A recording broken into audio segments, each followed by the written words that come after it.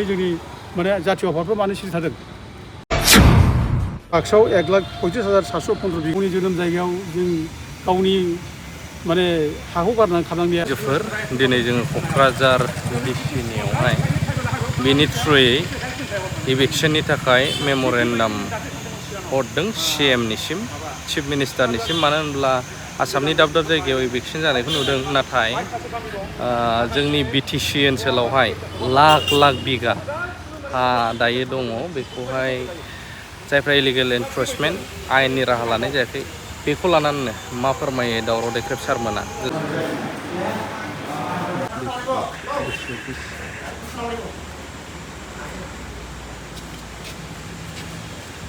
जोङो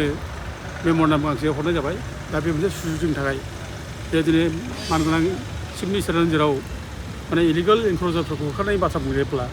जोंनि थाखाय बे गिदिर सुजुग जों बे सुजुगखौ जों लानांगौ आरो जोंनाथ' आयेनानो दंखायो बे ट्राइबेल बेल्टनि प्रटेक्सननि थाखाय जोंहा माने चेप्टार 10 दंखायो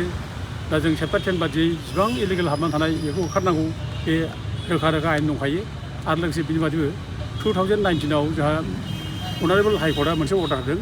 बेसेबां इलिगेल एनक्ल'जार जादों बिसोरखौ बेल बंफायाव फुरुननांगौ होननाय बेबायदि अर्डार दंखायो दा गथिखे बेफोरबायदि एथ' आयेन थासेयावबो एथ' गोबां हाइकर्टनि अर्डार थासेयावबो जों बेखौ मावनानै लानो हायाब्ला जोंनि थाखाय खोब दुर्भाग्य बे जों बेखौ माने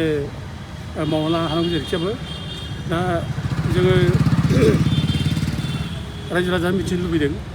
जे दिनै BTC एरियायाव गासै जों रेकर्ड मोननाय बादिबा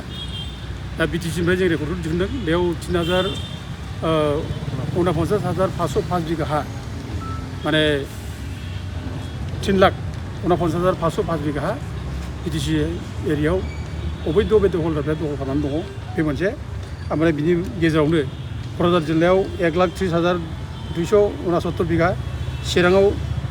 66,987 बिगा ओमफ्राय बाक्सायाव 1,35,715 बिगा ओमफ्राय बिदिनो उदालगुरियाव 16,534 बिगा दा बे BTCनि बे रेकर्ड बियो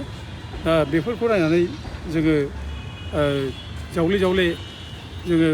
आगोलनि जायनाखि सरकारफोर थानाय आसामाव आगोलनि जा सरकार खालायनाय बिनि सायावबो दाबि खालामबोदों आरो लोगोसे BTCआवबो आगोलनि जायनाखि BTC सरकार बिनि सायावबो दाबि खालामबोदों खिन्थु दिनैसिमबो जेबो जायाखै होखारनाय बेबस्था लानो मोननाय जायाखै आरो मोनसे खोथाखौ जोङो बेयाव मेम'रेन्डामाव उल्लेख खालामनाय जादों स्पेसिफिक केस जाबाय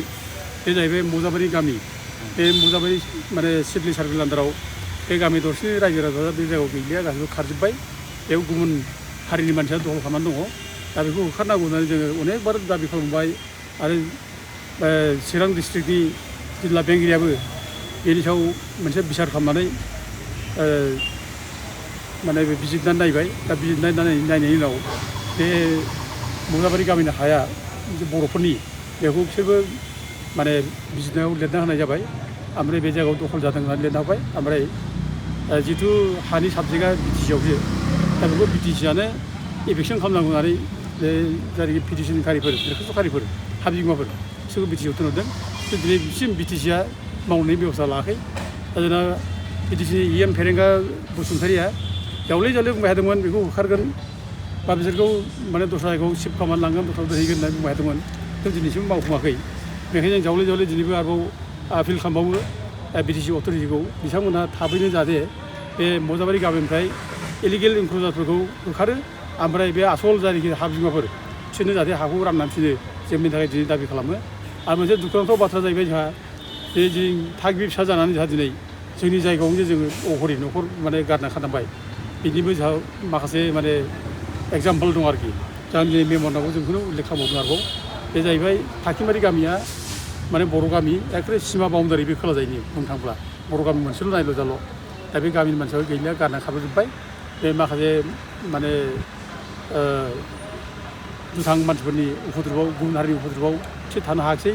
दा गारनानै खारबोबाय न' बां गारनानै दा बिसोरो क'क्राझारनि बे फ्लाइअभार गाहायावनो दंलाबायो दखान होनानै दङ दा गथिखे बिसोरखौ दोनहैफिननायनि बेबस्था लानांगौ आरो बिसोरनो माने कम्पेनसेसन होनांगौ दा बेखौ जों जावले दाबि खालामबोदों खिन्थु रावबो माने नायखांख्रियाखै बे दुखुनांथाव बाथ्रा गावनि जोनोमफुरियाव गावनि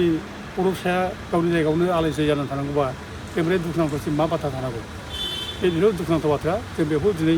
अनारेबल चिफ मिनिस्टारखौ जोङो बुंहरनाय जाबाय जों जावले मेम'रेन्डाम होनायजों आरो हुरागासे जोङो आसामनि स्पिकारनि दैदेननायाव मोनसे एसेम्बलि टिम फैगोन होननानैबो जोंनो खोथा होदोंमोन खिन्थु फैनाय जायाखिसै जों बेखौ दुखु खालामो बे फैब्ला मोजां जागौमोन मा जामारदों बर'फ्रा बेखौ अब्ला बुजिनो हागौमोन फैनाय जायाखिसै आरो बेबादिनो गसाइगावआवबो जोंहा मोनसे केस दङ बिदिनो माने स्पेसिफिक केसजों बेयाव मेनसन खालामनाय जादों बे गावनि न'खर गारनानै गावनि गामि गारनानै खारनांनाय बे माने बर'फोरनि माने गावनि थागिबि जायगायाव बेफोर खोब दुखुनांथाव दा गसाइगाव साब डिभिजन आन्दाराव जेरै माने फकियागा फुलकुमारि बरगफा माजादाब्रि सिलगाग्रि सुखान बावनाय ओमफ्राय सामथाइबारि दा बेफोरबायदि गामियाव दा जों बर'फ्रा थानो हायाखिसै बे गामियाव गारना खारजोब्बाय गासैबो दा बेखौ दोनहैफिननांगौ होननानै जावले जावले जों मेमर नाहरदों रायलायदों ओमफ्राय गसाइगाव साब डिभिजन जोङो अफिसारजों रायलायदों जोङो बुंदों दा बिथाङा बिटिसिआव लिरनांदों खिन्थु बिटिसिआ बिनि बेब'स्थाखौ दासिमबो लानाय जायाखै जेबो माने माबानि खबर लायाखै बे दुखुनांथाव बाथ्रा दा दिनै जोंनि गावनि जोनोम जायगायाव जों गावनि माने हाखौ गारनानै खारनांनाया बेनिफ्राय दुखुनांथावसिन बाथ्रा जेबो थानो हाया दा जों बेखौ लानानै जों दुखु खालामो जे दिनै जोंनि जातीय आफादफ्रा दिनै मानो सिरि थादों जोंहा जातीय आफाद दंमोन जातीय आफादफ्रा मानो सिरि थादों जेबो बुङाखै दा बेखौ जों दुखु खालामबाय थायो